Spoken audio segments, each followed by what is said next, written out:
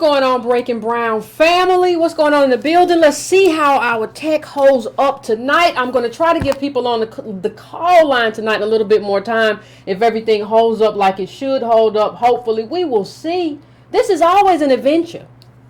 That's the one thing you can say. It is always an adventure, Breaking Brown family, and I am happy to see everybody, and I hope everybody's happy to see me. Listen, we got a lot to talk about, and like I said, I want to get everybody in the calls kind of early because I know we had to cut the call short last time, if possible. So I'm going to try to get through it, and I'm going to try to get through it in the cleanest, most possible way that I think everybody can understand. I'm going to try to get through it without any misunderstanding, misapprehensions, all of those things. I'm going to really try. I'm going to give it my best shot.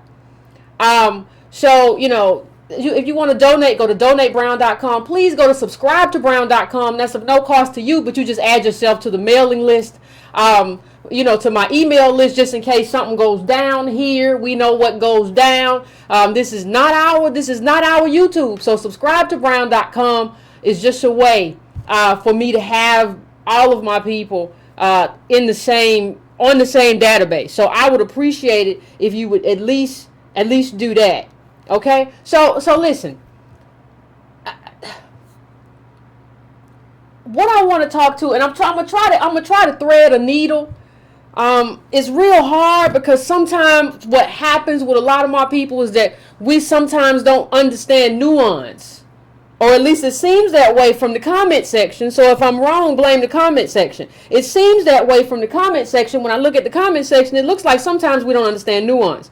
So I want to start off by saying, you know, I'm proud of everybody, every black person who did good at the Oscars. Happy about that. I don't know why this just went blurry on me. Anyway, I'm happy about that. Everybody from Peele, Jordan Peele, to Tiffany Haddish, who was there, to everybody. I'm proud of everybody. There's nobody who was there that I'm not. Let me think. Wait a minute. That I'm not proud of, right? The people who were there and did their thing, I'm proud of y'all. But I mean, as with everything, we have to offer a critique, right?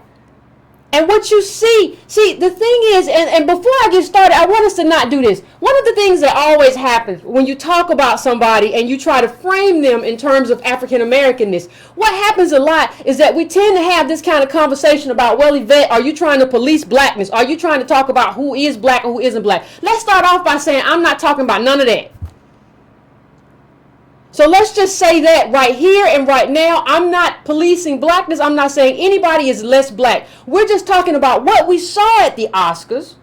We're going to have a conversation about what we saw at the Oscars and like what that means and the consequence of what that means. And so when I talk about being black, understand that I am not talking about native black descendants of slaves in that way. I am talking about the consequence of slavery and Reconstruction and all of that. And I'm talking about the question that I would like to put up to you, and you can answer in the chat, is whether or not, if you saw the Oscars, I understand a lot of y'all didn't watch, and I didn't watch. I just watched the replays and stuff. I think I was watching some zombie stuff yesterday. But what I want you to, when I went back and I looked in the highlights and I read who got what when, one of the things that I had a problem with, or that I can say I didn't see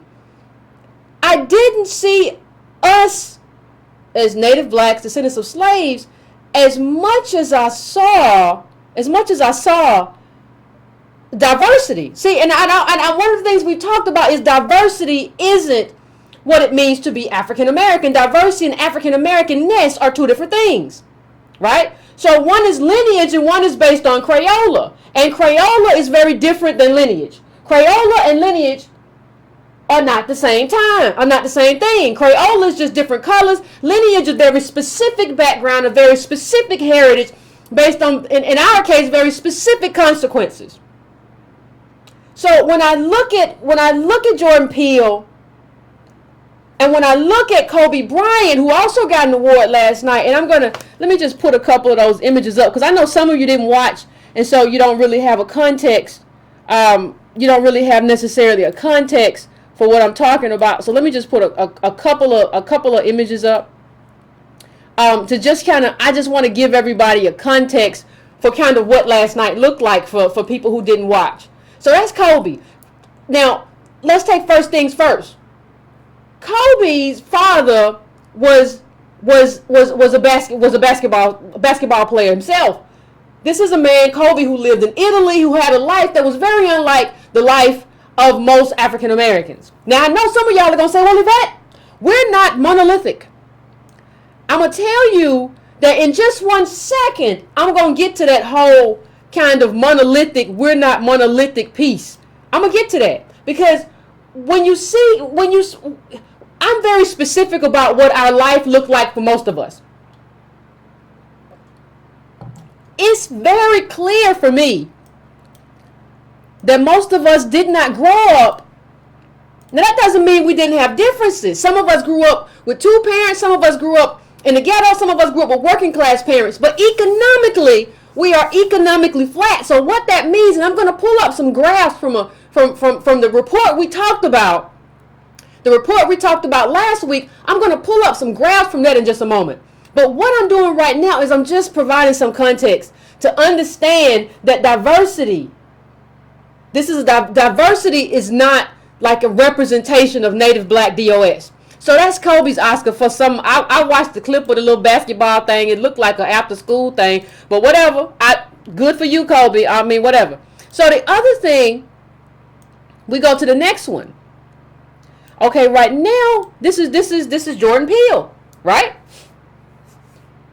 Key and Peele, but he did the Get Out. He got the Oscar for what was it? Best Original Screenplay, right?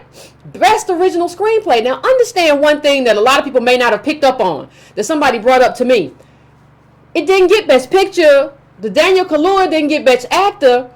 So what that really means is that they gave him this saying, you had a brilliant script. On your own, you had a brilliant script. The movie, though, no. So all these people who are running around telling me that, oh my God, Yvette, I don't know how you don't like Daniel Kaluuya. He's just the best, and he's the best. No, he's not. That's why he didn't win. He wasn't good enough to win. And before you say, well, Yvette, you just saying that because he's African. No, I actually I have said that I would have preferred to see 2 African Americans in 12 Years a Slave. But the man who played the lead role in the movie, he's an excellent actor. That's not the case for Daniel Kaluuya. It's just not the case for him. It's not who he is. And that's like part of the reason that you didn't get that Oscar for Best Picture or whatever is because, like, yeah, you put him in there. And like, that was a mistake. Bet you won't do that again. But even when we're talking about Jordan Peele, what we see here, he's biracial. He was raised like in Manhattan with his mother. And I'm not talking about whether this is right or wrong or whether this means that he's not black. I'm not saying that. What I'm saying is this puts him outside of what is traditionally our black experience. It sets him outside of that.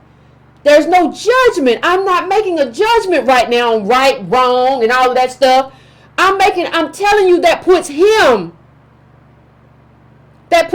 outside of our experience. We didn't grow up in Manhattan, with a white mother, and we didn't have that. So what you have when I talk about the diversity Oscars, a lot of times what you have with the diversity Oscars is that we have people who look like us, but whose experience doesn't necessarily match the experience of most Native Black descendants of slaves. It doesn't match most of our experiences. Now, we're not saying now see, this is where we get into trouble.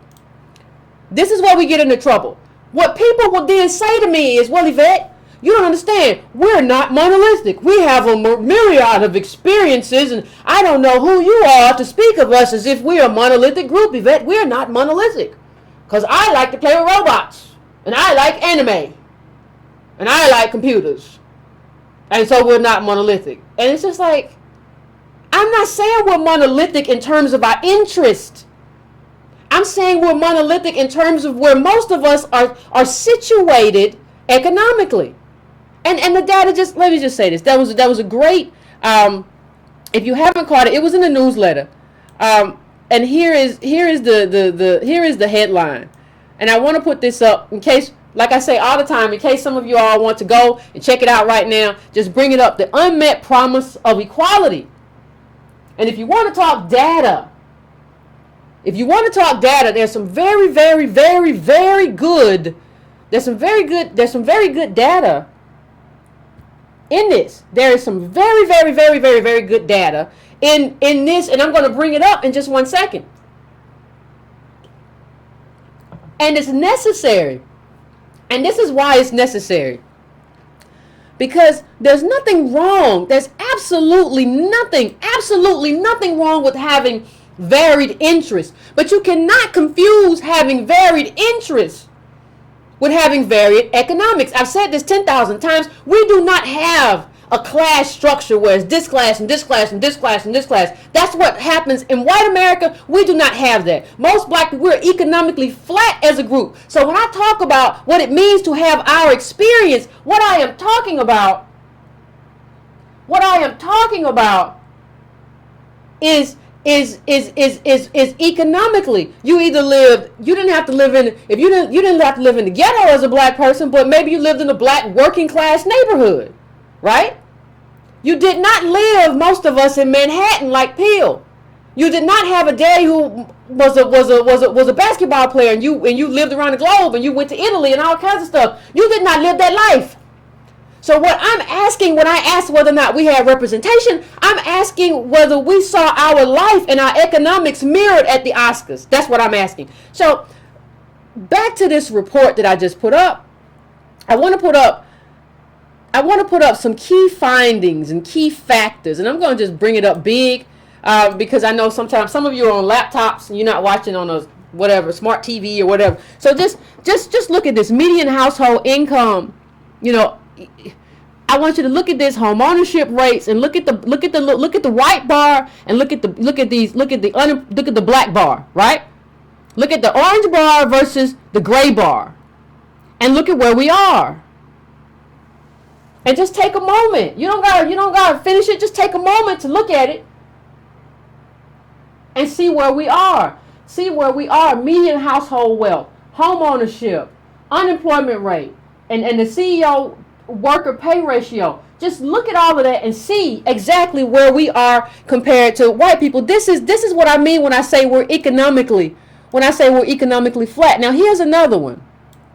What happened, and I'm gonna tell you why this is important. This says when courts step away. See, there was integration, but when the court stepped away, what we basically had was a return to segregation. Now here's the thing. What some of you will say to me is that, well, Yvette, see, I had this, and I need to respond to this criticism, because what was said to me, well, Yvette, what you're basically saying is that we have to be around white people, and so and I don't agree with what you're saying about integration, because you're saying that we need to be around white people, and I don't agree we need to be around white people. Listen, me saying what I said about integration isn't because of any psychological need that I believe I have or any black person has to just be around white people, just to be around them because I feel or we feel that we're somehow inferior. That's not what I'm saying. What I am saying is very key though. What I'm saying is this. What I am saying is that if we don't get integrated, what happens, and what has always happens in this country, is that they take all the money and put it where the white people at, and take all the failure and put it where we at. Now you tell me how you fight that without being around them. Because what they have proven is that if we can get you out from around us, we're going to put all the failure in your neighborhood, and we're going to put all the success in our neighborhood. We're going to put all the liquor stores, and we're going to set you up for having addictions.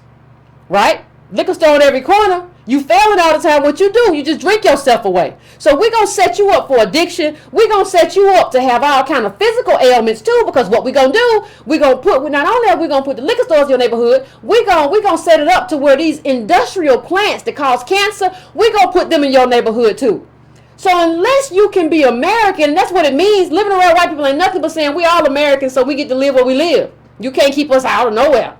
We get to go to school when we go to school. Because if we don't get to do that, you're going to put all the industrial stuff that causes cancer in my neighborhood. And you're going to put all the bad schools in my neighborhood. And you're going to put all the bad books in my neighborhood. And you're going to put all the money in your neighborhood. You're going to put all the good schools in your neighborhood. You're going to keep your environment clean in your neighborhood. So unless you set the situation up where white people have to share the failure. So they have to decide where that plant goes. They have to decide where it goes, because we can't just put it on the black people no more. See, what's happened in this country is that you can usually just put it in the black people neighborhood. What they gonna do? Just put it where they at. And so that's why integration is so powerful. You can't just cordon us off no more and put all the failure in our neighborhood, because my neighborhood is our neighborhood, white people. We live together. So you can't just put it on us no more. It's almost like having to hide in plain sight, because what white people have shown us is that if they can put the failure in our neighborhood, they gonna put the failure in our neighborhood. We gonna get all the landfills. We gonna get all the nuclear power plants. We gonna get all the prostitution houses. We gonna get everything put in any kind of failure will be put in our neighborhoods. We'll just give it to the Negroes. So what you have to do, and that's why. So it's funny to me how what I said was interpreted somehow to mean that I thought that somehow that white people were better than black people, and just like people were in my comments, well, Yvette, you just the white man water is just well without water, and you just want no. It's about this game that's being played. It's about this game that they're playing. And making it easy to kind of just make our lives miserable and make us eat the failure while they eat the fruit. That's a problem. And so let me just go on to the next chart so I can get to the other part of it. Well, what you also see is how our progress got erased. It's not like we didn't make any progress, but what you really see is an erasure of that progress, and that's why I put this up big. When you look at and this is like the chart says, this is not just about the South. A lot of what happens, percentage of all black students in the South who attended majority white schools. Look at those numbers. Look how that joint goes up and then goes back down. And then look, it's not just, people like to make it as well. This is just the South. This is just a Southern problem. We Northerners, we're better. No, they're not. Just look at it. The data is very, very clear. As a matter of fact, the data couldn't be clearer. Okay? The data could not be clearer. It just is what it is. And here's the next part. Progress backsliding. The backsliding of progress. We fall backward. Right?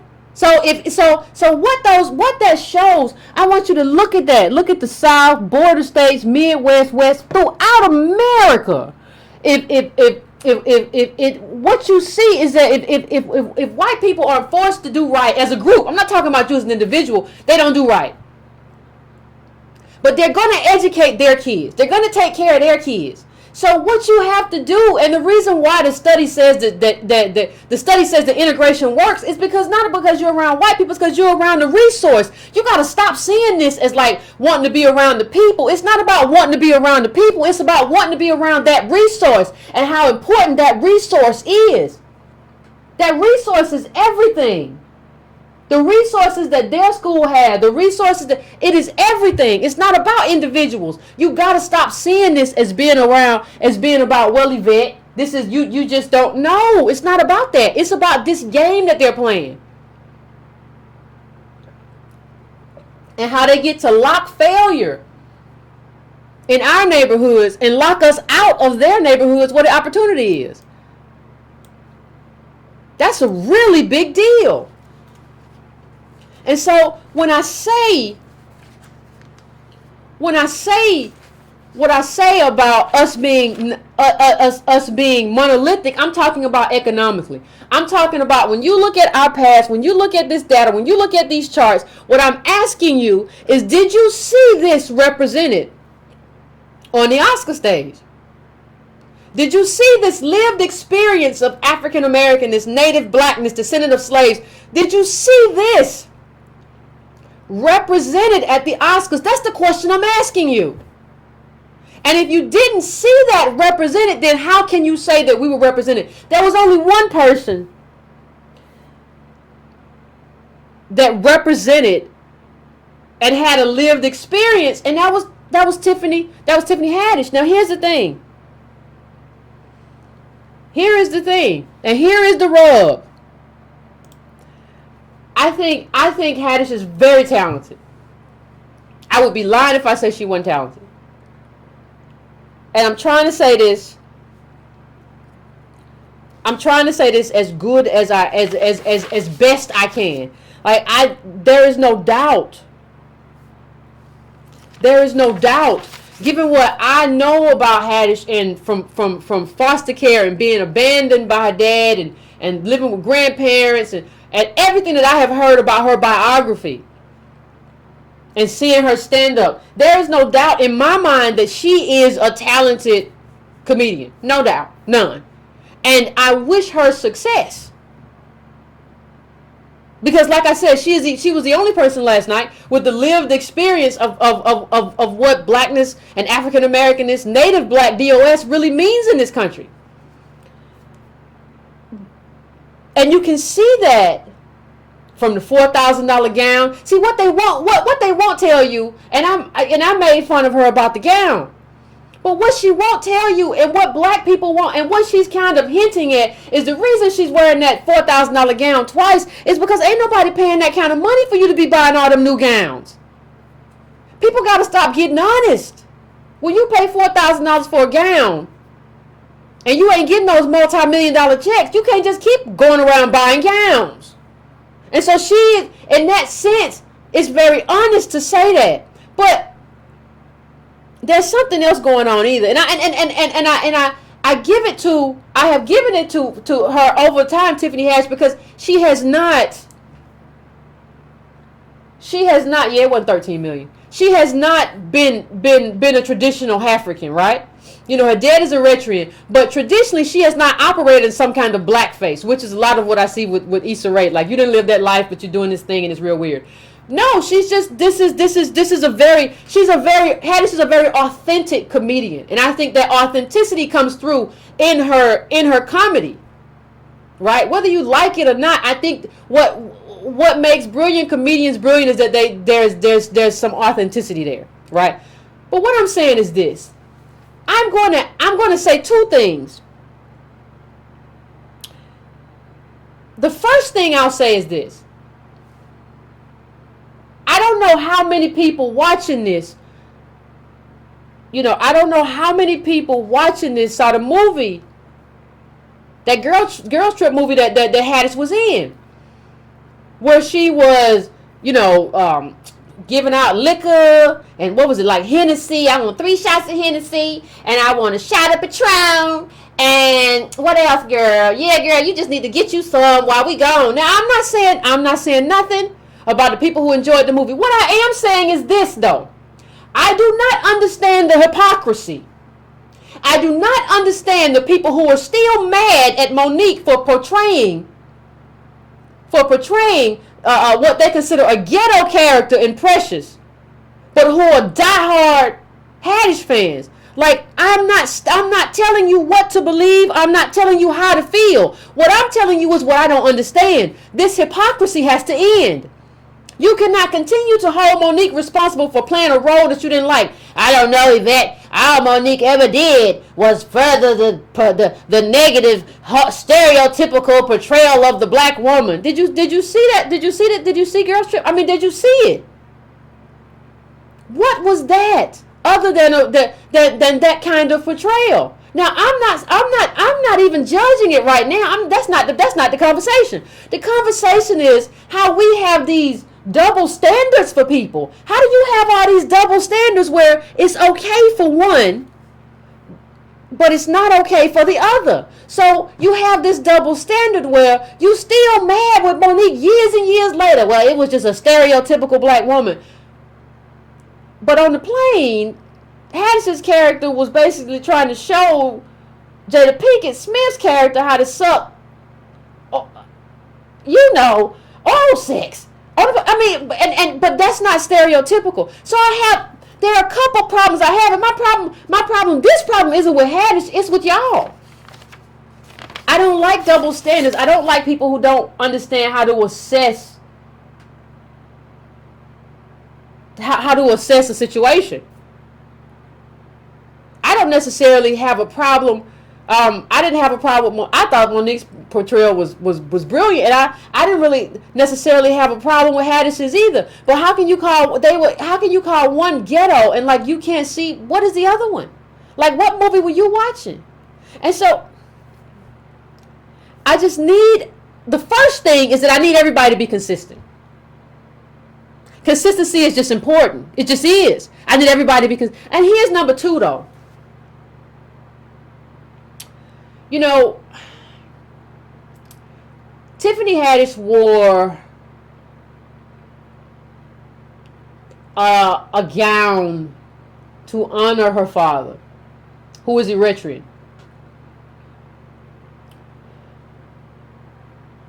And I have a problem with that. And I have a problem with that and this is for a lot of reasons.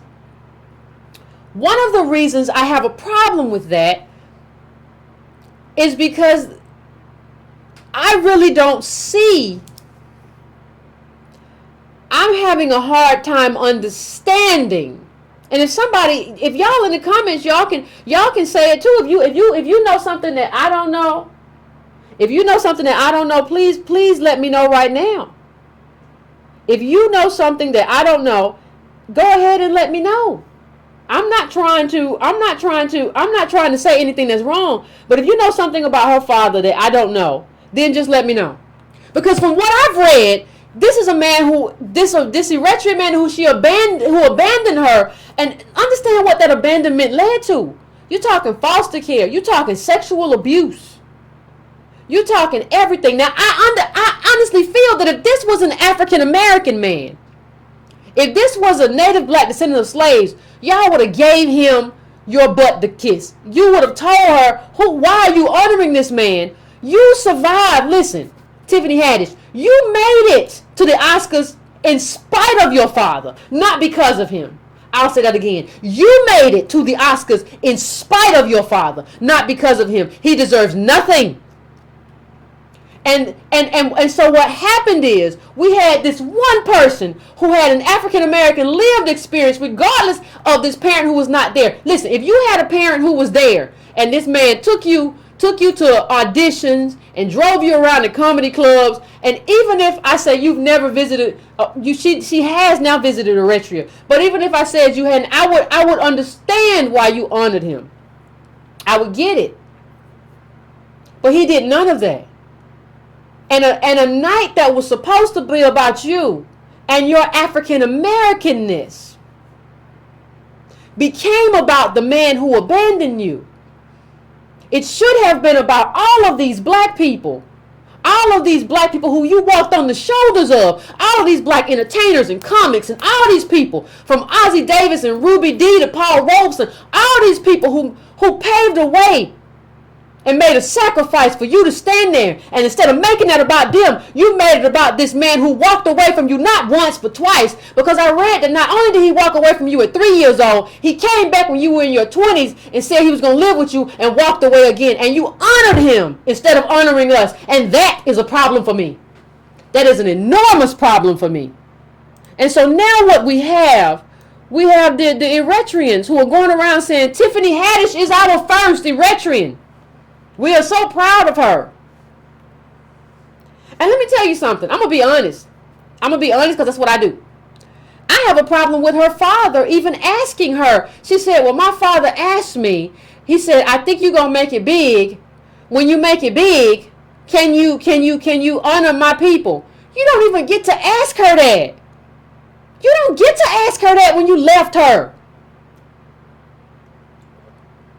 You see, here's what we have to understand. Somebody says we don't know the whole story. Guess what? We don't ever know the whole story about African American native black men, but we judge them all the time. Y'all remember that story about how D.L. Hughley brought his daddy to the house and his daddy wasn't in his life, and he showed his daddy how he lived and told his daddy to get out. Everybody loved that story. Yeah, that's what he get. He a deadbeat dad. Y'all man need to step up. Well, why we don't say that when it's like a Eritrean refugee? So wait, we can judge Native black men and African American men very harshly, but when it comes to him, we assume that there's a lot we don't know. Why don't you just say he might have been an awful person? He might just have been a bad person who did some bad things, and she's a resilient, phenomenal person to survive in spite of him not being there, and in spite of him not. Was he locked up? And what did he get locked up for? Like, people who tell me that something else must have happened, I need you to give me the specifics. I'm looking in the chat. I'm just looking in the chat. What did he do? Like, you told me that I'm judging him too harshly. What did he do? Tell me why. You got to give me a why. You can't just tell me, well, Yvette, there must be something else to the story. Because Native black men, descendants of slaves in this country, don't get there must be something else to the story. That only happens to refugees, apparently. And her life, like, understand something about Tiffany Haddish. Your life is rooted in America. You are rooted, even your comedy. Your comedy is Native black. It is us. Your comedy is us. Your comedy ain't Eritrean. Your comedy is us. Why can't you honor us? Why can't you honor, she said something. What you have to understand is there were laws put in place. People fought for laws for Haddish to have what she had and be where she is. People died in the street for her to be at the Oscars and do what she did. That's what happened. You cannot then go see. We put you. You were the only one. Haddish. You were the only one of us who could represent us there, and you've been doing a good job as a African.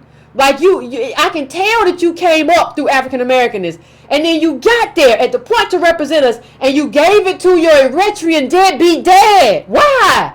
He don't deserve that night. I don't care what story he told about why he wasn't around. He didn't deserve to get credit for that night. And here's a picture. Here's a picture of them. He dead now, but here was a picture of them, and he came. He was at the wedding, and I understand the need. I understand the need and desire to be fulfilled or whatever, or to have a father. I'm just lucky. I've always had a daddy in my life, but I can imagine what it would be like to be you. And you've always been kind of yearning for that. But you got to understand that this dude has been kind of toying with you. Well, he said he was going to come around, and then he disappeared again. This is very damaging behavior. And then he said something to her. If you look up that Instagram, he said something to the effect of, I love you even when you're wrong or something. What is that to say to somebody that you haven't even been around? You haven't even been around to determine when I'm right and wrong. You haven't even been around to define my morals and my values. How do you then get to come in here and say I love you even when you're right or wrong? We don't even know when to be offended. We don't even get like what this man is, and like he made a choice. It's like I ain't with that. I'm leaving. At 3. All of the stuff you suffered is because he decided, like, he wasn't going to be around. And unless you tell me dude was doing like a 25-year bid, and he got to show me paperwork on that, then I don't get it. I don't understand it. I don't understand any of this. And then it goes even further. We got to stop romanticizing like I'm African. Because then she says this. Let me put this up so everybody, I'm going to try to put this just so everybody can see. But she says, she went back to Eritrea, and she says, I am finally home. I am finally where I was supposed to be a long time ago. I felt my heart was being healed. I have been through a lot of things. Yeah, but you're anchored in this country. You don't get to just go to another country and say this is where I belong because your daddy was from there. That's not what it means to have a culture. That's not what it means to be anchored in something. Now, he could have anchored you in that if he had stuck around. He didn't. You're not anchored in that. You're not them. And that's why you wore a wedding gown. Like, I was reading online that the gown that you wore was a wedding gown. It wasn't even like meant to be worn. You don't know that because that's not your culture. How could you know that? You couldn't know that because you know what? You're one of us. You're not one of them.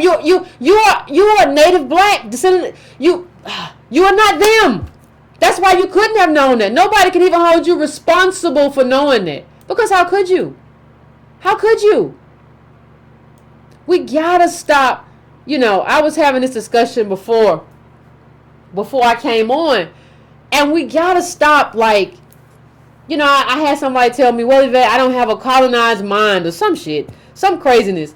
Like, I see that we're all one people. Like, and I said this and I'll say it again. There are some bells, black people. There are some bells that you just can't unring. One of the bells that you can't unring is that most of us don't even know specifically what country we come from. Stop telling me you just African, because Egyptian ain't Kenyan, ain't Nigerian, ain't Ghanaian, ain't Angola, ain't Benin. Stop telling me that. Ain't South African. So stop telling me that. Please just stop telling me I'm African. And please, you have to understand, nobody's saying that, oh, Yvette, you just trying to love white blood and call us British. I'm just trying to say we need to own everything that we are. If you're 90% Benin and you're 10% British, you gotta own all of it. You just can't say, well, I'm from Benin, so you're not gonna own that British at all. Also, what if you get your DNA back and you're 60% Angolan or something, and 20% Native American and 10% Irish? You're just gonna wipe all that other stuff out and just own like what you want to own? That's not how it works. You can't unring the bell. It is what it is. You're American. So you go like if somebody is really about that business, if you really about that business, then I want you to go to Benin or wherever, and I think they make chairs over there. When you go over there and you send me a postcard and you making a chair over there, and I'll say you about that real. I shoot, shucky ducky quack quack mother, you is about it. I believe you. Otherwise, you just talking and dreaming about something that don't make no sense. Yeah, of course, all people in these countries roll out the red carpet once you start to get famous. That don't mean nothing. That don't mean nothing. The whole story wasn't even about her being one of us, or her being, it was just about her being Eritrean and wearing the gown of the Eritrean and her Eritrean daddy who wasn't even there for her. All these people who I'm sure helped you along the way. From African American, Native Black DOS, to white people, all these Americans who helped you along the way, and your Eritrean daddy who wasn't there for you and walked away twice is the one you choose to honor. Why? Because he told you to. Yeah, because he's selfish. That's why he walked away, because he's selfish. He wasn't writing, even if he's in prison, he wasn't writing you letters or nothing like that. Hey, baby girl, I know you in foster care. I love you. He wasn't doing that. He walked away. Like, why are we it's so easy for us to call black men in America like deadbeats and call them names. But with this dude, we're like, well, it must have been something. We must not know the whole story. I mean, he had to have something going on. What's the deal? Why are you so judgmental? If you hadn't been so judgmental, like, we wouldn't have been able to incarcerate a generation of black men in this country. You're real judgmental when it comes to them, but this is just like, well, he come from kings and queens or some weirdness y'all always talk about.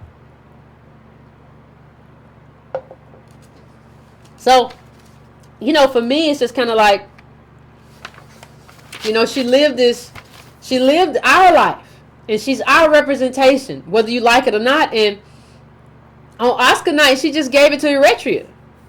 And it was just kind of like a punch in the gut for me. Like I said, if her daddy had been there, and he'd been there for her, he was holding her down, you know, immigrant, whatever, Eritrean, whatever, he was holding her down, I could say, you know what, he is her throughway to Eritrea. Because he is her line into that country. And he's been talking about that. He's been talking about his country to her, and when he reads her stories at night. And so I understand who she is, because she's always had this Eritrean daddy in her life. But to not have him in your life and still honor him in that way is a dishonor to us. And the second part, I think you really was, Miss Haddish, what you was really doing is you was trying to get on that Black Panther. Ever since Black Panther, people want to wear African garb. I want to look regal. I want to wear a bunch of bright colors. Bright colors disturb my retina. I don't have it. But I see a lot of people saying that they want to. So that's really kind of what you were riding on too, is that everybody's going to love that stuff and it's going to make great media because Black Panther just came out and everybody loved T'Challa. Everybody loved the pampered monarch because they wore bright colors. You don't wear bright colors. You wear jeans, but they are honorable and elite. They are regal. Man, the people who run the world don't wear bright colors either. That stuff don't matter. And that's kind of what you were trying to do, and it really don't matter. And I don't understand how we don't understand, like, the game that's being played. It boggles my mind, but we're going to suffer a tremendous consequence for not understanding how slick somebody said the T'Chocolates. That's what the T'Chocolates. That's what they are. The T'Chocolates. They already claimed you as Eritrean. What that tweet said, the first Eritrean actress. What? The people who fed you and defined your comedy are the people you should have honored, not your dad. And he don't get the right to tell you what to do when you make it big, when he wasn't there and helping you. See, part of what has to happen is that, listen, I've said this before, Black people, but it's so important. We have got to stop seeing people as titles. That's a problem. A person does not get to be your father, mother, brother, sister, auntie, whatever, just based on who you are. You get to be mother or father based on what you did for me. You don't get to do that otherwise. Now, I'm not saying if you have a daddy who came out of prison or a mama who was a crackhead, you can't have a relationship with her. But she don't get to tell you what to do and how to do it, and neither does he. Because you have to infuse these titles with meaning. Let me say it again. You have to infuse these titles with meaning. These titles mean something because of who you were as a mother. What you did for me, caring for me when I was sick. These titles mean something because of what you sacrificed for me as a father. Going to work every day. And even if you went to jail, selling weed and you was trying to feed me, that earned you something. But you just can't say I'm your daddy genetically and that's supposed to mean something. No. It's an action. You prove it.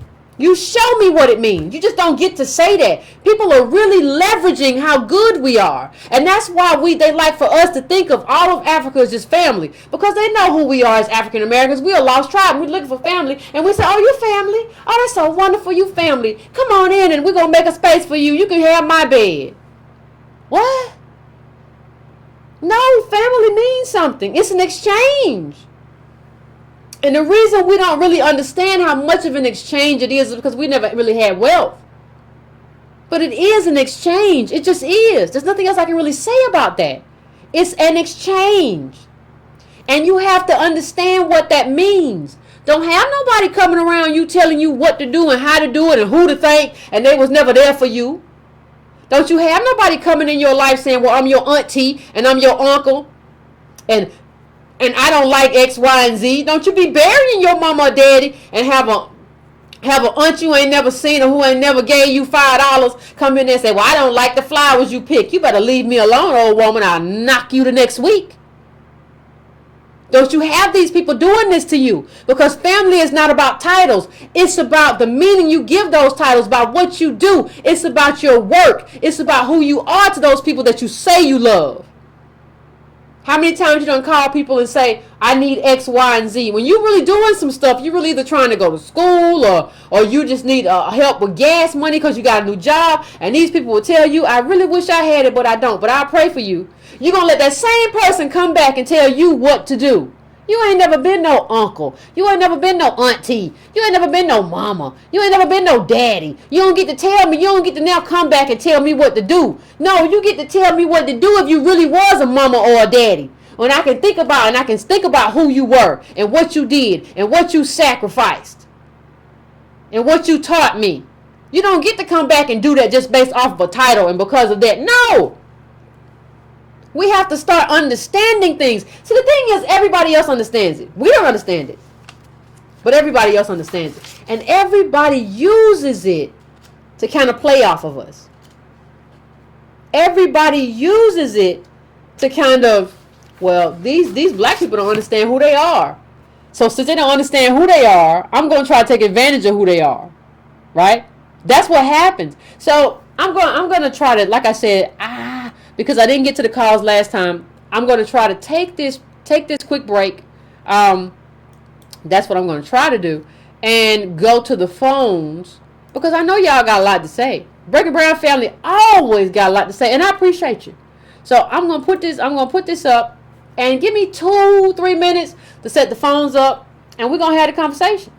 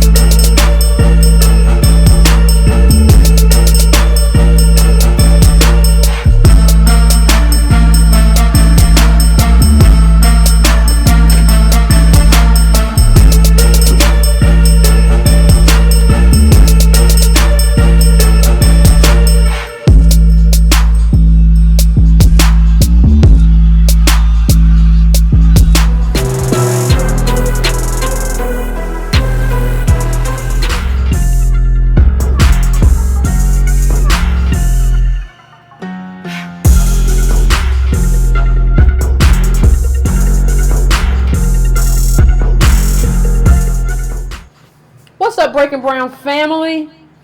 Let me get rid of this echo. And we are back. I'm going to go to the phones. Let me see who's on the phone lines. I'm gonna go to the phones. Let me see who's been 267. I'm coming to you first. Tell me what's your name and tell me where you're calling from. Hello, 267. You there? Hello. Hello. You there, 267?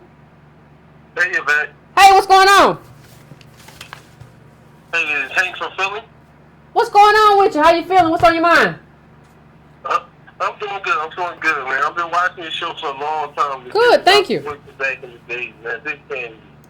I was actually just listening to what you were saying is that people love to come around after everything is done. I have a child soon. And I'm about to have my 7th child now, and the baby mom, my baby mom sisters want to come around and say, "Oh, I want to be the godmom, but we need them for something. When it comes to something important, they're not around." I keep trying to tell her, forget about people's emotions. Let's worry about something tangible, something that matters. So I love what you're doing with your show, man. I appreciate what you're doing. And one question for you. Sure, go ahead. You don't want to go to the Breakfast Club with Charlamagne. Why not? Because I already know what it is. See, the thing is, here's the thing that happens. And people say, because I wouldn't want to go to the Breakfast Club, I wouldn't want to debate Charlamagne. No, he can come here with the Breaking Brown family and debate. I think he's scared of you. No. But he can come. I'm not saying I wouldn't debate him. Like, he got to come here. Like, see, what I'm not into anymore is building up anybody else's platform.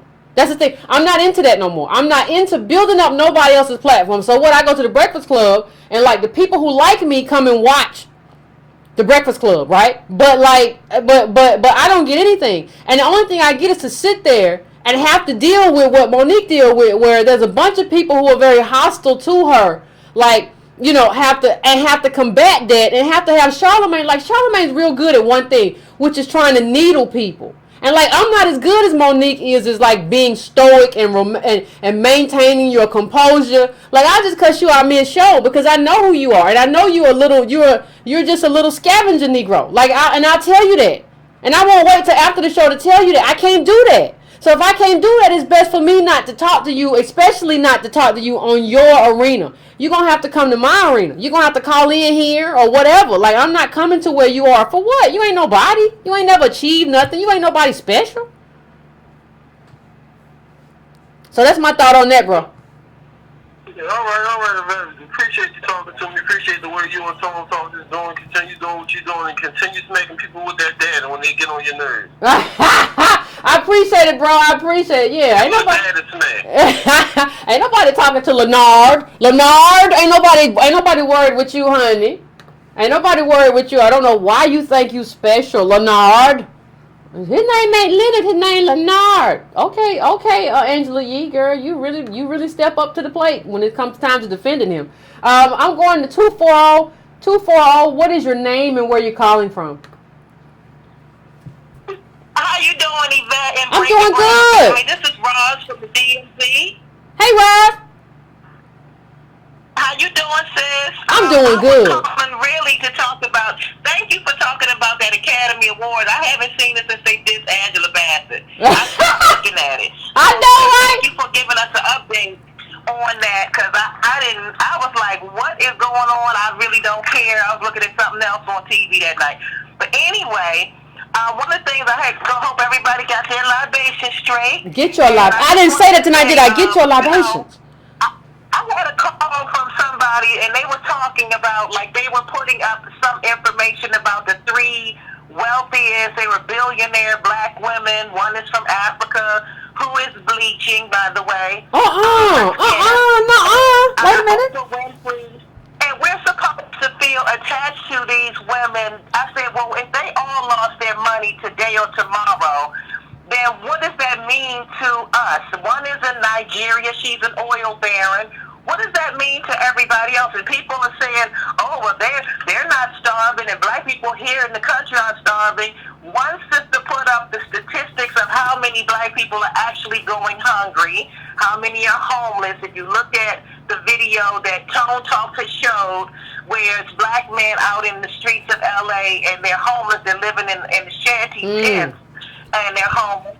I put up statistics of Nigerian homeless and broke people that are there, and that shut it all down. And they're like, well, we're trying to inspire people. I'm like, well, you cannot inspire people by showing them 3 rich black women in the entire world that are wealthy, and you don't realize that our reality of what's going on. So I said, you need to look at Breaking Brown every Monday and every Wednesday night to understand real information and real data. Because what you're telling the people, you're not inspiring, you're keeping them asleep.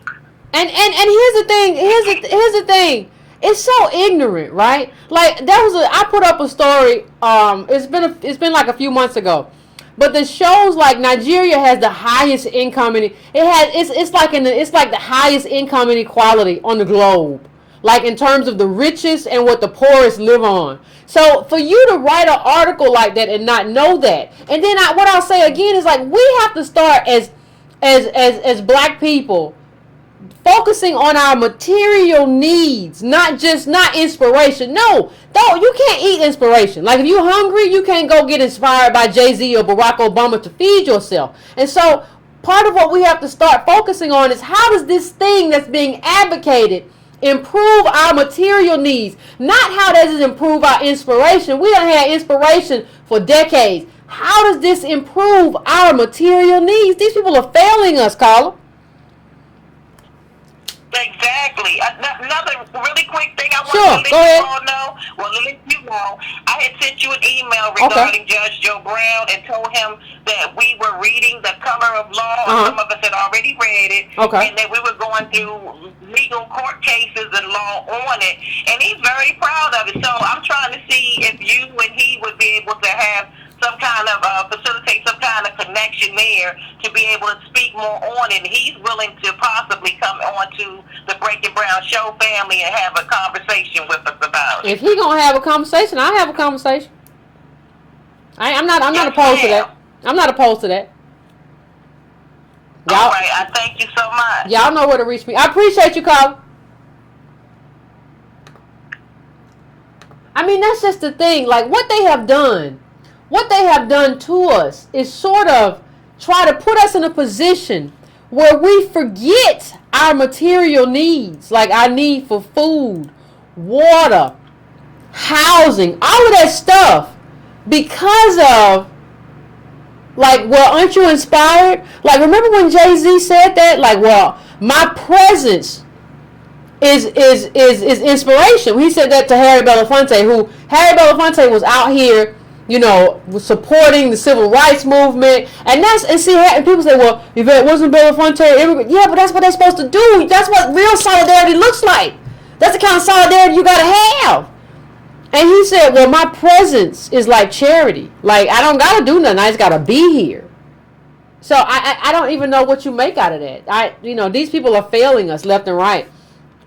And the thing is, people say, well, Yvette, you said that you support Killmonger, but Killmonger wanted solidarity and Pan-Africanism for black people, and the difference is he had vibranium. If I had vibranium, I support a lot of stuff too. If I had a cat suit that spin me around and I'd support stuff too. What's wrong with you? Going to call it 623, area code 623. I'm coming to you. What's your name? Where you calling from? Hi, Yvette. What's going on? Family, it's me, Kiana. Hey, Kiana. I'm actually driving 5 minutes away from clocking back in for my break. Please don't hurt yourself. I'm just hoping you had a good time at the Monique show on the 3rd. No, it got canceled. It got canceled. I got an email that was canceled, so nothing happened. I got an email that was canceled, so I didn't get to do that. Yeah. I'm sorry to hear that. Well, hopefully next show she have, we can make it there. I'm definitely trying to have her come around me at 623. But listen, and then I definitely want to meet you and go to hopefully meet back up. Hey, like I said, if we can do something up in Atlanta. If we can do something, I'm good for appetizers. You're not gonna get no. I don't know about no entree, but I'm good for appetizers. We go out, have fun. I was hoping it would happen, but that sounds good to me. I'm good with that. I'm not mad about that. But thank you, Yvette, for everything you do. Thank you. The information, the knowledge. This is what I was thinking earlier today when I saw the Tiffany Haddish post or news feed that I saw.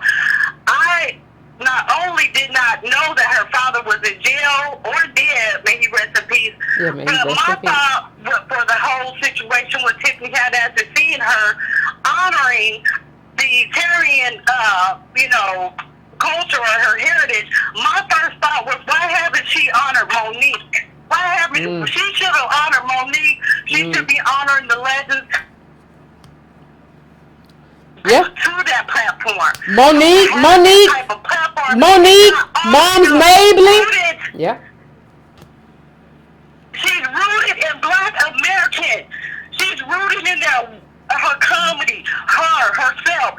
And it's like for her not to at least honor Monique or someone like Monique, which is a legend, she should have honored Monique. And that's how I feel about the Tiffany Haddish situation on the Oscars. That's all I have to say, honestly. Thank you, Pam. 100%, Yvette. No, thank you, fam. Thank you, fam. You're always on point. You always bring the appreciate data. You always bring the knowledge. I appreciate it, fam. I appreciate you. Because let me say this. There's a legacy of Black female comics. Like, if you're there in that space, like, whether it's Monique or somebody else, like, these people paved the way for you to be here. Like, going back to Wanda Sykes on the Chris Rock show and Mom's Mabley, all of these women made a space for you to be here. And, like, instead of you honoring them, and even a lot of men, I would have been fine if she honored, like, Black male comedians. You had honored Eddie Murphy, I'd have been great. But, like, instead of honoring these people, like, you honor, like, your Eritrean dad who wasn't around, and even when he came around in your 20s, he left again, based on what you said. So it just doesn't make any sense to me. I'm going to go to area code 214. 214, I'm coming to you. What's your name? Where you calling from? Hey, Yvette. What's going on? Hey, what's going on, man? My name is Elliot Thomas. I ain't scared to get my whole name off the plate. Man, I've been waiting to get on. I've been waiting to get on this show for so long. Ever since I heard that Henrietta Lex that you did a while ago, I was hooked. I said she got that information. But what I want to talk about... Go ahead, bro. What I kind of want to get into is... I'm sorry? No, I said go ahead, bro. All right. Yeah, so I wanted to touch on that Tiffany Haddish situation, but with her being Eritrean, I did not know that. But her mind is clearly, or what she was brought up in was being Black Aborigine, or as you would call it, Native Black. Now, it's another brother by the name of Nipsey Hussle. And he's a rapper out of LA. He was Crip, rolling 60s, and he's also Eritrean, but yet he identified with Killmonger because he said that's his experience. Even though he went to go to Eritrea to go to connect with his father's ancestry, kind of like how Tiffany Haddish's father did not even connect with her. So is it the people identifying as African or as a Black Aborigine or Native Black of America from the diaspora, or is it the mindset in our fit? Even the two people that I'm looking at, because I got books in front of me right now, I was ready for you.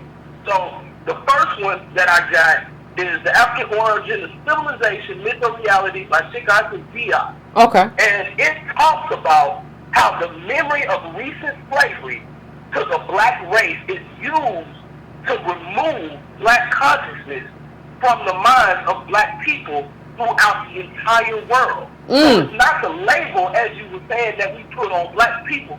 It's the mentality that they have. So until we find that connection, we're going to continue to be sick, and we're going to continue to latch on something that does not belong to us. And even if it's black, yellow, or whatever it may be, we have to connect to what we know. And for those who want to be Wakanda forever, even though that lasted for about 3 days. I invite y'all, and this is the last thing to say, I invite y'all to go read the narrative and the life of Frederick Douglass, an American slave, written by himself. He didn't know how old he was, he didn't know his name, and he thought he was Caucasian. Oh. So from the time that the ancient Africans, and these are allies, let me tell you why. They came to this continent long before anybody who slid across the Bering Strait, so they say. These African people say, no, we're not going back home because we need to develop what we got here. Now, is that the mentality of the native black today? Or is that the mentality of the Negro across the Atlantic? Because for those of us who stood and fought here, we need to find those particular allies. Yeah, you gotta find a specific kind of ally. The problem, thank you, caller. I appreciate you calling in, and I'm happy you finally got through. Appreciate you, bro. Oh man, most definitely, I appreciate that. Appreciate you, my man. Listen, we have to. I appreciate the call, but I appreciate that we have to find. Like, you can't walk around thinking that everybody who is African is an ally. We have to have a specific kind of ally with a specific kind of understanding. And that takes a little bit of work. And so what that means, if you come here, you just don't get to eat the fruit without doing the work. Like if you walk into a barber shop and you talk this madness that I hear a lot of Africans talking, you should just be ran up out of there. I ain't cutting your hair. Go cut your own hair with your own clippers. Like, figure that out. Like, we have to have, but see, the problem is we don't have standards. We don't have our own values. This is what it means to be an ally. You have to check this box and this box and this box. We don't have that. When you walk up to us, we just use skin color. And we use skin color to determine whether or not we're going to fight for you. That doesn't take lineage or history or anything into account. It's a problem. So I'm going to the next caller now. I'm going to 757. What is your name and where you calling from? Robert, how you doing? Pretty good. How about you? It's Robert from Virginia.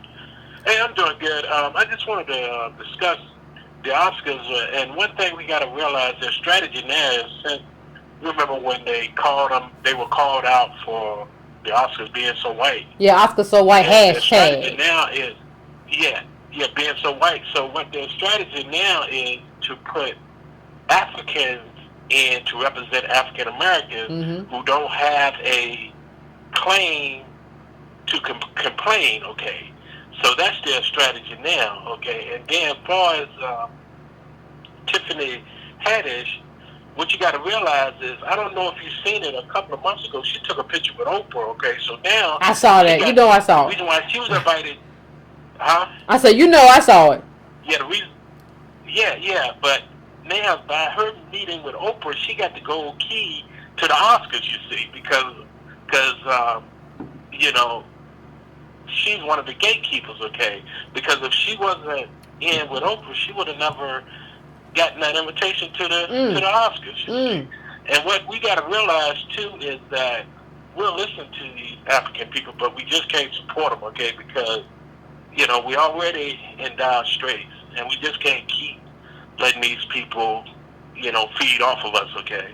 Because it's kind of like, you've seen a big fish, and you see all these little fish clamping on the backs of it and eating from it and eating the scales, you see. So that's how these immigrants are. That's how these Africans are. And what we need to do is we just need to, just support ourselves and cut these people loose. And also, as far as these politicians, a lot of the black Democratic politicians, they are for the immigrants, okay, and the dreamers. So when it comes time for them to be reelected, what we should say is, don't come for our vote, go for those dreamer votes, okay, because they can't vote. That's who you was standing for, wasn't it? They're not even legal. That's who you were standing for? Whenever they come, yeah. So don't come to me, go to them, okay? Because go to the ones who are not legal and get their vote and see how that work out for you. But, I really enjoyed your show, and thanks so much, and keep doing what you're doing. Be one. Thanks. Appreciate you, bro. I mean, here's the thing. Okay. Here's the thing, because what happens is and this is what people don't understand. It's not just about what's happening in terms of like, oh, the dreamers or whatever. It's the fact that we can't even have this whole. Let me tell you something. This whole year that Trump's been in there, we haven't even been able to have a conversation about what's important to African Americans. The only conversation we even had about black people was about Trump calling African countries shitholes. Our whole conversation has been dominated by immigrants, so we can't talk about mass incarceration. We can't really have a conversation about these housing cuts. There are so many conversations we cannot have, but all this DACA stuff and stuff is taking all the air out the room. And I don't think we understand how big of a problem that is, and how the media fixation with DACA. And they say stuff like, well, don't let these people's lives be ruled by politics. Honey, that's all politics is. Politics determines everybody's life. Determines who goes to jail, who's free, who can eat, who can't eat, who gets rich. What are you talking about? You just got really weak propaganda too. So I'm gonna go to area code 334. What's your name and where you calling from? Hey, I'm Keith. I'm from Montgomery, Alabama. What's going on, Keith? Pretty good. I have a question. Well, actually, anyway, my professor, Alabama State, he mentioned about getting rid of the incentive for mass incarceration. Sorry to go off topic. I don't really watch the Oscars, sure. Mm-hmm. But he says like we should get the people in jail to vote. Because they are able to do that, like for those who don't have a felony. Do you think that would be a good idea to, kind of get rid of the people in office who are not doing what they should be doing? I don't see why not. That'd be it. I mean, I don't see why not. That whether or not, honestly, whether or not you've been, people say, well, it's a gift, it's a privilege, so they go to jail, it should be ripped. That's not why you're taking away that privilege. You just don't want them to have a voice. You don't want them to have a voice, because then you have to kind of cater to them. Like, honestly, because they live the repercussions. Regardless of how you feel about people who are incarcerated, they are living the repercussions of that, right? By being in jail. But you don't want them to vote because they might vote against you, because you instituted a policy that was unfair to them and got them locked up. I don't know. Like, I'm just focused right now on getting like people who are out of jail getting their voting rights back. I can't even get so far right now as people who are still in jail. But yeah, if you ask me theoretically how do I feel about it, yeah, they should be able to vote. It's just basic. Okay. All right. Thank you. Appreciate it. No problem.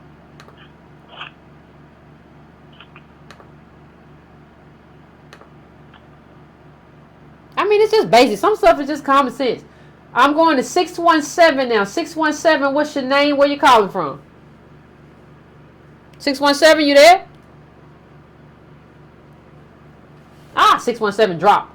Okay, well, maybe I didn't get it. 617, let me try this again.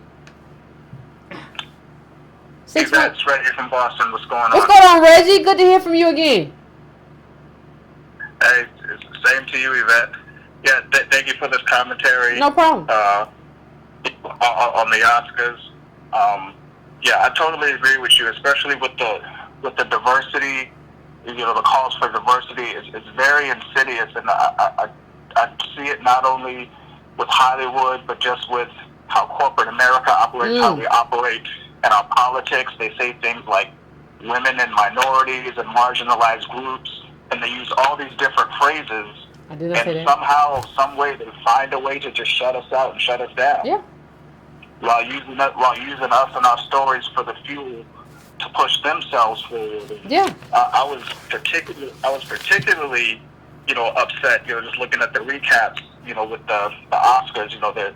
They're really taking and running with this with the Me Too thing. Tarana Burke. They bring her on the red carpet. That's probably going to be the last time we see her again. Because the white women, they're taking the money and running. They're shaking down the white taking the money and running. Taking the money and running. Yeah, go ahead. I'm sorry. Yeah, they're shaking them down, and with all the Me Too, especially, with it being started with a black woman, we're still not hearing from the Halle Berrys, the Nia Longs, the Angela Bassetts. I ain't heard from none of them. Mm-mm. And even if we talk about, when we're talking about being rooted, in blackness and in the African American experience, especially with, people from, the other countries that are coming along, there's such a long history of marginalization of black women. We can go all the way back to, the Hattie McDaniels, the Eartha Kitts, Dorothy Dandridge. You can go down the list. Absolutely. But, they put these other people in position so they don't have to deal with that history, because that's really, when you get down to it, that's where it was happening. And the white women they were going along with it. But, 2018, got to shake these white men down. So it's Me Too, and, we getting left in the dust again. So as always, we just have to really be careful about the way that they're framing these conversations. No, I agree. Really got to dial in the way that you and Tone dial in, say native black descendants of slaves. Yeah. What y'all gonna do for me? Yeah, but that's right. all I gotta say. I appreciate it. I appreciate it, man. Yeah. Like, I've said this before on the show, but I honestly believe, like, adding white women to affirmative action was just kind of a way to funnel the gains of affirmative action back to white men. Because that's what they married to. You're just funneling it back. That's all you're doing. And so, we're so slick. We're so late to, like, pick up on, like, the game that's been played. You got to notice these games quick, and you got to act quick. It's just weird to me that we don't do that. I'm going now to 347-490, 347-490. Tell me what's your name. Tell me where you're calling from. Hello? Hey, Yvette, what's up, sis? This is Ray. What's going on? Yvette? Yeah.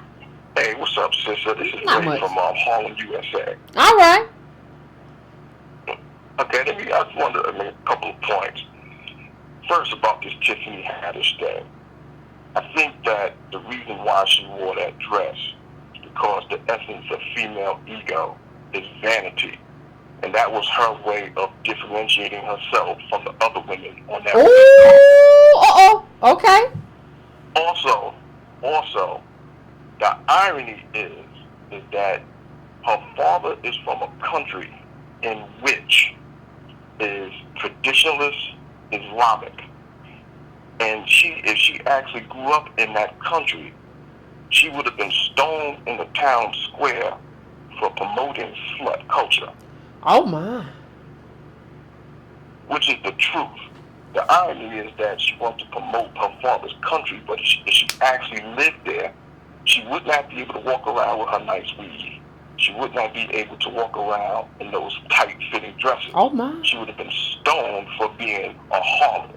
Oh. Now, I want to get to the greater point, which is how many black celebrities lack the insightfulness and the political sophistication of understanding how they are being used to promote policies and agendas of other people. And just like the other brother said, use the black fuel to fuel their engine. And I'll give you an example of something here in New York. Okay. Here in New York, they use Jay-Z to talk about this anti-Rikers Island crusade. Unbeknownst to him, he doesn't understand that they want to get rid of Rikers Island so the real estate developers can build condominiums. Oh. And the way you do that is you build up the political narrative using black folks saying that we're tired of these black men in jail on Rikers Island to be treated like this. So let's build new jails someplace else so the politicians therefore give subsidies, tax subsidies to the real estate developers to build new condominiums and apartments. If you look at New York City, it's overcrowded. They need to build new places. They wanted to build on Roosevelt. They wanted to build on a federal island, but the federal government said no. So where they're going to build it, the biggest piece of undeveloped land in New York is Rikers Island. Just get rid of niggas off the island, send them up north, and use Jay-Z to create the political will and the narrative. Now, unbeknownst to him, he don't understand that shit. But yet, these black celebrities constantly get pimped and they don't know the game. And I want you to talk about how to use us all the time, particularly the vanity desire of black women and media. They do it to y'all all the time. Well, bro, let me just say this. Like, ain't that, and I'm gonna say this, ain't that black girl magic though? Like when you look at economically where black people are, and that includes black women. We are not apart from the black community. We are. So when you look at that, they just say, well, this is black girl magic, and black women see that through the lens of like our ego. Oh my God, that's black girl magic. We really doing this thing. And so we lose sight of what politics is. We lose sight of where we are economically. We lose sight of everything we need to be paying attention to because we're caught up in, oh, look at this black girl magic. Look at her hair. Look at her makeup. Look at, oh man, she's doing it. And we lose sight of everything that's important. That's right. Don't let people use your ego to make you lose sight of what's important. So, I mean, that's an informative call. I want to thank you, Carl. I appreciate you. But something else that he brought up, he talked about, like, celebrities. Remember the Brooklyn Nets story I brought up where Jay-Z was like, I'm going to be an owner, and all the black people were happy. And then, like, it turns out he was just the face of, like, a Russian owner, and he owned, like, 0.045% of some stuff like that. And he just used it because he knew that, like, black people wouldn't go hard on him. But, like, y'all still listen to him, and y'all still get mad. When I say that, like, when I went off on his 444 or 777 or 1212, whatever that CD was, I don't care. Anyway, I'm going to the next caller. I'm going to 980. I'm coming to you. What is your name and where you calling from? Oh, hey, Yvette, what's up? What's going on? Calling from Charlotte, North Carolina. How's it going? I'm pretty good. Hello, you still there? Yeah, I'm here. I'm pretty good. How you? Can you hear me? Yeah, I can hear you. I'm doing okay. I always look forward to the call-in part. Yeah. I always find it really interesting what people have to say. Me too. So I wanted to talk about Tiffany Haddish. I don't know why this girl is so ubiquitous all of a sudden. I guess it's because of that movie Girls Trip, which she just recently was in. But she's so ubiquitous. Now, I generally agree with everything you say. But on the subject of her rooted in African American culture, I think even if her dad was in her life, she probably would be rooted in African American culture either way, and not just because of her appearance, but because she was just dead broke. She was poor. Yeah. And so most likely she would be relate to African Americans either way, whether or not her dad was. I get that. Anything about Eritrea, but at the same time, I'm kind of embarrassed by her. Like she was at the Oscars, and you saw this video of her jumping over. You know, oh yeah, that was an awful video, bro. That was hold on. That was an awful video. That was an awful video. Like I clicked, like I don't wear no pearls. I wear jeans and t-shirts, baby. But when I saw that shit, I was like, oh, what's she doing? And she jumped over the thing to get to Meryl Streep. To me, Meryl Streep. I mean, that was crazy. And why? Why is Meryl Streep that important? Like I hate to be that way, but like why? I don't know. I have no idea, but I mean, she seems to get turned up no matter where she is, on Ellen or on Saturday Night Live.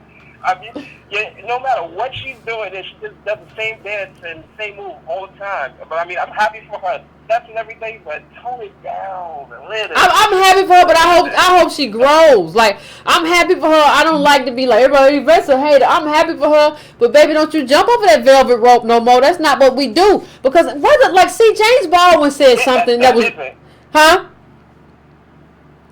Maybe that's something they do in Eritrea. Well, maybe that's something they do in Eritrea. Listen, James Baldwin said, listen, whether he said something that was very important. James Baldwin says, whether I like it or not, as an African American, he said, I am your representative.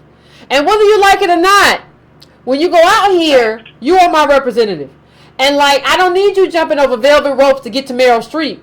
Like, you weren't even running, you weren't even jumping over a velvet rope to get to another black person. You were jumping, and Meryl Streep looked like she was horrified. Did you see her face? She looked like, what is this Negro doing? What are you doing jumping over this thing? Yeah, she just went right along her way. I don't even know if Meryl Streep know who this girl is. No, but Meryl Streep looks scared. Meryl Streep like she's scared of all Negroes. And when you jumped over that velvet rope, she looked scared of you too, Tiffany Haddish. She was like, "What is this Negro doing jumping over this thing? She don't have no coos." Yeah, that was really uncouth and tacky. And that dress might have been tacky too, but I don't really pay too much attention to dress. I don't pay too much. But you know what? Like, people shame you into like not being honest. Like, it wasn't a nice dress. Like, it was a wedding and Eritrean dress. It wasn't a nice dress. And like, it's like, well, you have a colonized mind. Why you think everything African ain't good and everything? No, I got a right not to like the dress. It's not a nice. I don't like the dress. It wasn't even like some really regal, well done, some Nigerian fashion designer who lives in America. Nah, that was just not a good dress. You can't even say it without people going crazy. But I hear you, Carl. I appreciate you for calling in. All right, thank you. You have a good day. Appreciate you, man. Y'all won't let nobody say nothing no more. You can't even say, well, I didn't like the dress. Well, you just have a colonized mind and you've just been trained. And now I'm kind of, you know what I am? I don't have a colonized mind. You know what I am? No, I'm American. And that kind of pisses people off that I'm American. Yeah, I am. That's just what I am. My people built this whole country. Intermarried with white people. Got raped by white people. And this is kind of my country. And like, that's my aesthetic. That's my cultural aesthetic. Like, I grew up here. I don't know what you want me to do. My ancestors' bodies is buried here. What you looking for? You want me to be African now? Based on what? How you want me to be anchored in that, though? It's so weird when people say that kind of weird stuff to me, like, Yvette, we all African. If you don't leave me alone with this madness. Okay, I'm going to 347. 347, I'm coming to you now. What's your name? Where you calling from? Hey, Yvette, how you doing? This is doing good. From Atlanta. I'm doing good. How you doing? What's good? I'm doing great. We got to be on the same wavelength because as soon as you start broaching this topic, I was just talking to a friend about Tiffany Haddish. She sent around that meme, and you said something about her actually appealing to the African moment we're having with Black Panther. Yeah. Like, you are right on point with that. Yeah. That's all it was. That's all it was. It was pandering. It was pandering is what it was. And she's an interesting figure because, I mean, I work in entertainment and I've been following kind of like, not on purpose, but I've been seeing how this play has developed. And basically, we have one of our favorite people to blame for Tiffany Haddish, because you always talk about Black people in Hollywood and, other industries needing a white leg up. Our favorite person, Neil Brennan, Chappelle's best white friend, Chip, you remember Chip? Who Chip? Neil Brennan, yeah. So Neil Brennan is actually Dave Chappelle's writing partner from Chappelle. Oh yes, that's the one I made. That's the one I showed the picture of that time I talked about Dave Chappelle. Okay, I got it. Keep going. Okay, thank you for providing that context. Thank you for providing that context, brother. Right, it all lines up. So she was on that show, and literally at the end of the show, he made a request. He's like, well, it wasn't a request, but he basically said what he was going to do. Because Tiffany told her whole life story. She talked about her father. She talked about everybody else. All the foster families. Because not only does she have African family influence, but she had a Mexican family that raised her, Asian family that raised her, and also her grandmother was still her link to the hood, basically, because she was going to school in the valley. Okay. All this detail, it was her whole life story. But Neil Brennan, at the end of it, she admits that she was living in her car at that moment of heartbreaking. And he said, you know what? I'm going to do what I can to get you into the rooms that you need to get into. And the next thing you know, she was on the Carmichael show. like a play developing. You know, oh, it okay. was just. Yeah, I get it. It was just. Because that goes to what I talked about in terms of Donald Glover. I'm a fan of the show Atlanta. I'm a fan of that show. I'm gonna just put that out there. I'm a fan of that show. People like Yvette hates everything. No, I'm a fan of that show. But even when you talk about him, like whether you talk about Haddish or him, what you have when you talk about all this power of black money and the black dollar, these people have to get picked by white capital because they're living these lives. And like you have to. It doesn't matter. People are like, well, he did it. Somebody told me in the comments, well, he used to do all of his songs. He used to do all of his songs and put them on iTunes. But he still was doing that to get picked by white capital. What you're waiting for is the moment where white capital walks into the room and says, you know what? You the one. That's not agency. And people don't get that. And she literally tells a story about her actually meeting Kevin Hart or knowing Kevin Hart in the comedy circuit and him giving her $300 so she could get a hotel for the weekend. Meanwhile, Kevin Hart couldn't bring her into those offices. Kevin Hart couldn't get her on the show. I got a question for you, caller. Can he? Maybe he can. Can he? Like I don't have that much hope that Kevin Hart has any real power. Like he's basically the Rock sidekick. From what I see, like I think we think that like they can't open doors. Like he's lucky to have the door open for him. Like I think we think they have more power than they have. Like I don't think Kevin Hart can get her in a lot. I think he can give her some money, but he can't get her in a lot. You said what? I said I think Kevin Hart could give her some money, like you just said, the $3 for the hotel room. But I don't think he can get her in a lot of stuff. That's about it. That's about it. That's about it. Even if he introduces her to some people, maybe at this point he could do something now that he has his own network, but I mean, even that will be limited. You see what's going on over at Russell Simmons' old network. Those guys ain't getting on. But no. My friend Chip says you're good, you get in. You know what I mean? Yeah.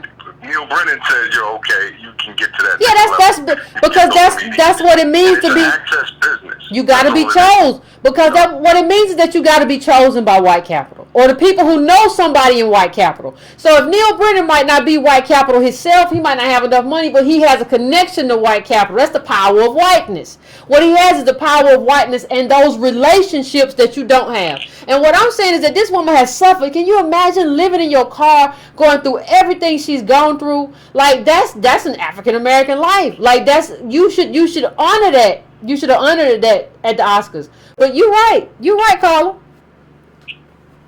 Yeah. But Kevin Hart ain't nobody but a sidekick. On the low. Yeah. Actually is a nice person. I've met her a couple times, but it was a little extra for her to jump over that pylon. I was stunned. I was shocked and appalled. Yeah, I know. It was kind of that. What was that moment? You better stop chasing these white women around these velvet ropes. But go on, I'm sorry. It's that Jack Lemmon and Ving Rhames moment where Ving Rhames goes out of his way to almost give his award to Jack Lemmon, who was such an inspiration to him or something, and it was just so random. I think he was, Jack Lemmon was like, "Why are you bowing at my feet, black person?" Yeah, like Jack Lemmon don't care about you. Like we really think these people care and like will be like, "Oh, I'm so appreciative." They don't care. Like they don't care. Like you don't get your big muscular black self up and leave me alone. But I thank you, Carla. I appreciate the call. Let me get to some more calls. I appreciate you. But yeah, I agree. Like it is what it is. It is what it is. It is what it is. It is what it is. I got another calling coming in. I think y'all might know who this is.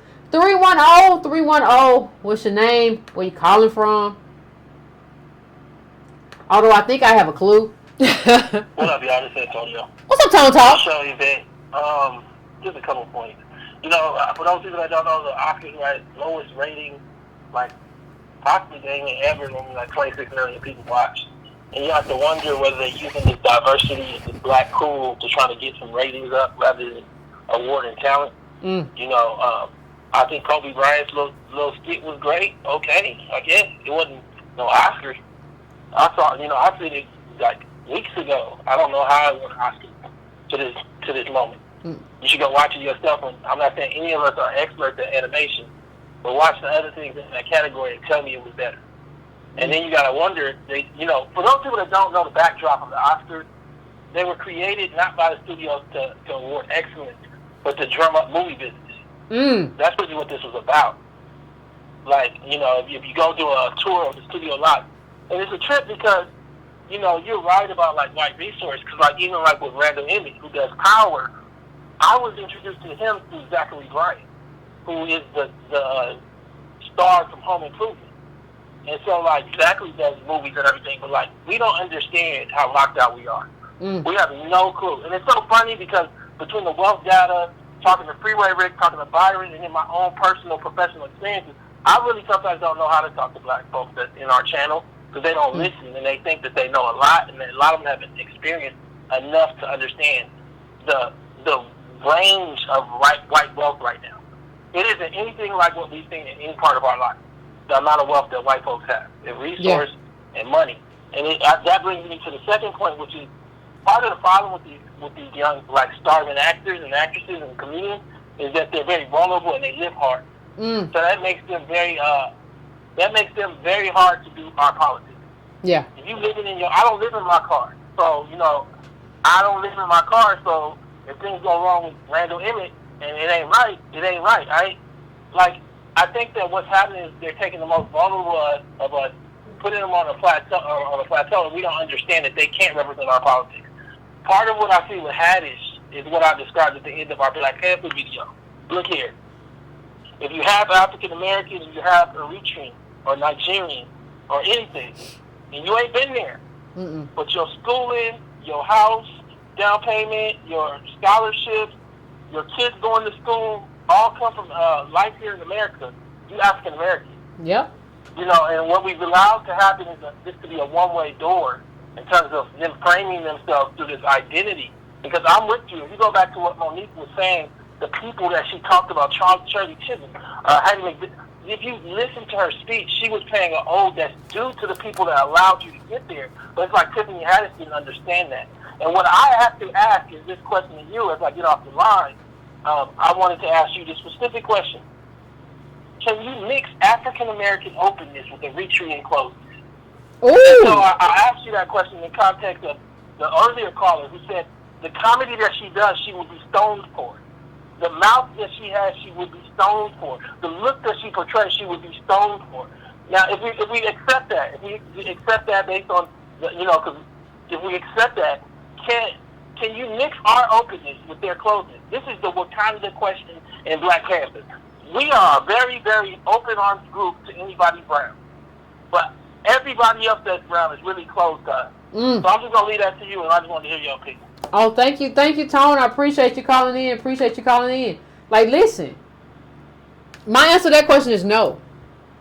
You cannot mix, because we have no choice, really, but being who we are. As native blacks, descendants of slaves in this country, because that's how we have survived through collectiveness. What happens is that other people come and try to build and extract from that collectiveness because they know that's how we feel. Even if in their minds they know, like, I'm not trying to reciprocate, I'm just trying to advance my own interests. That's it. So I would have to agree with Tone that, like, there is no coexistence there. And the second thing I would say is, if you get a chance, please go back. Take a moment and go watch Monique's acceptance speech at the Oscar when she won for Precious. And I want you to juxtapose that kind of poise and how she reached back to the ancestors with anything that you've seen recently. And just think about it. You don't have to, I'm not asking you to agree or disagree with me, but just for a moment, because what we do a lot of times is we just react too fast. We just react, no, I want everybody who's a member of the Breaking Brown family to make a habit out of hearing something and just kind of relaxing into it for a while before you form an opinion. Don't form an opinion immediately, because that's what the brain does. It just tries to give you something quick because it knows you want something quick. Just listen to it and sit on it. Just do that for me. Listen to it and sit on it. Okay, I'm coming to the next. I'm going to take possibly 2 more calls. I'm coming to 443 right now. 443, what's your name? Where you calling from? How you doing? This Clarence calling from Baltimore. What's going on, man? How you doing, Miss Yvette? I can't hear you good. What'd you say? How you doing, Miss Yvette? I'm doing good. How about you? I'm doing good.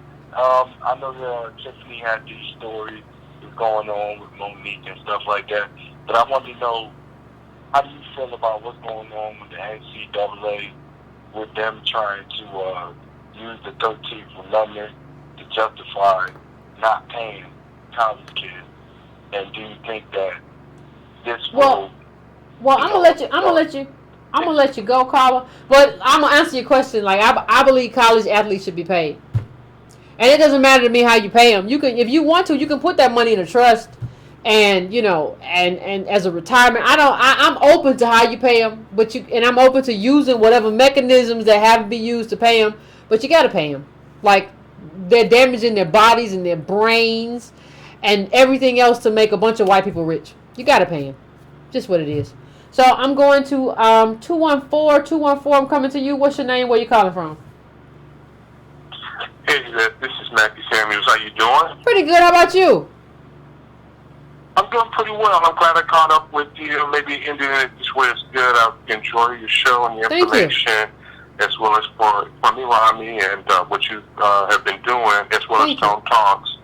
But I do want to make this proposal that as black descendants of slaves, that at this point we may really need to consider the politics of trading our votes to get some things that we need. I think that the diversity visa lottery has to end, the chain migration has to end, and we may have to just throw votes for that to get that, because we cannot heal our young and educate our people coming out of this strife when we have, millions of black immigrants coming in, taking educational slots, not just in college and scholarship, but premier educational slots in private schools and even in public schools.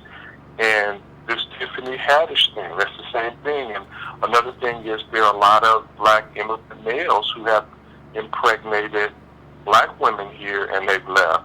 And that's another subject that you may want to deal with. But we're going to have to go ahead and make a decision as African-American descendants of slaves that we're going to support the ending of that diversity visa lottery, the ending of chain migration, so that we can breathe and heal and find out how we're going to take care of one another. The people are here, they're fine, but this constant influx is just really something that's overwhelming us. And that's all. That's what I want to say. Thank you, bro. I appreciate you calling in. Listen, nobody has ever been able to answer a question for me.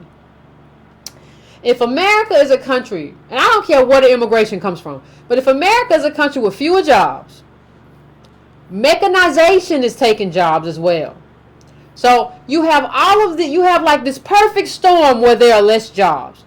But if you read, there's a great UN report that shows that we've taken in more immigrants than like any first world country over the years. Like it's like the past decade or whatever. Nobody can explain to me why it's rational for us to keep taking in immigrants when we have this whole legion of unemployed people. Now, it's disproportionately us, African American, native black, DOS, but it's also a lot of white people, poor white people. So if we're in a position where we don't have enough jobs and we've taken in more immigrants than anybody else, nobody can make a rational kind of, and not that I've heard, nobody has made a rational argument to me as if for why we should still leave the gates open and the borders open. I just haven't heard it. And if you heard it, please offer it to me. Because the argument that I keep hearing is what is good for the economy. And when you hear it's good for the economy, that really means it's good for like capital holders. So it's good for people who have money because you can hire your cheap nannies. You can hire your cheap people to work on your construction sites. But it's not good for me. And what we have to start doing as African Americans is we have to start talking about what's good for us specifically. Don't let anybody tell you what's good for the country or what's good for our GDP or what. No, tell me what's good for my community. We have to start getting very, very, very specific. And anybody that can't offer you very specific answers is a problem. I'm going to ask you how it affects my community, Native Black descendants of slaves. How does it affect black men out of jail when all the people at the construction site are Mexican speaking Spanish? How does it affect us? How does it affect us when all of the maids at the hotel is Mexican and the black, she can't get on? How does that affect us? So you have to start having that conversation, and you have to start being selfish. Everybody else is prepared to be selfish except for us. And that's another part of the problem. We have to be willing to be selfish and to put ourselves first. Because we don't have any other choice. It's not an option. You saw the data I put up early on. It's not an option anymore. So, I want to thank everybody. I want to thank everybody for calling in. I want to thank everybody for being here. I want to thank everybody for calling in. I want to thank the ghosts in the network that we didn't have no problems tonight. You can go to donatebrown.com. Please like and share this to your page, to your friends. That's how we kind of that's the only way we're going to really build up Breaking Brown, because nothing really works if this whole community of us doesn't have a lot of people, because that's how it works. So please help me build up the Breaking Brown family. Please go to subscribetobrown.com. Go to patreon.com/ycarnell to donate. You can go to donatebrown.com to donate as well. Please do that. The Breaking Brown site is under construction because I'm going to try to do some new things with it. Like I've been promising like a forum and stuff. So I'm trying to build that up. So it's got a lot of weird stuff going on right now because I'm trying to do some other stuff. So that's what it is. I appreciate everybody for tuning in. I appreciate everybody for tuning in. And it's good night. It's good night time, Breaking Brown family. And I want y'all to be safe.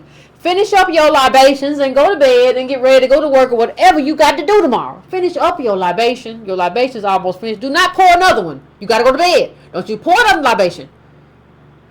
Don't pour no more tea. Don't pour no more orange juice. Don't pour no more Hennessy. Don't pour no more vodka. Don't pour no more water. You go wet the bed. Just go to bed. So, and we will be back on Wednesday discussing a different issue of importance. Thanks, Breaking Brown fam.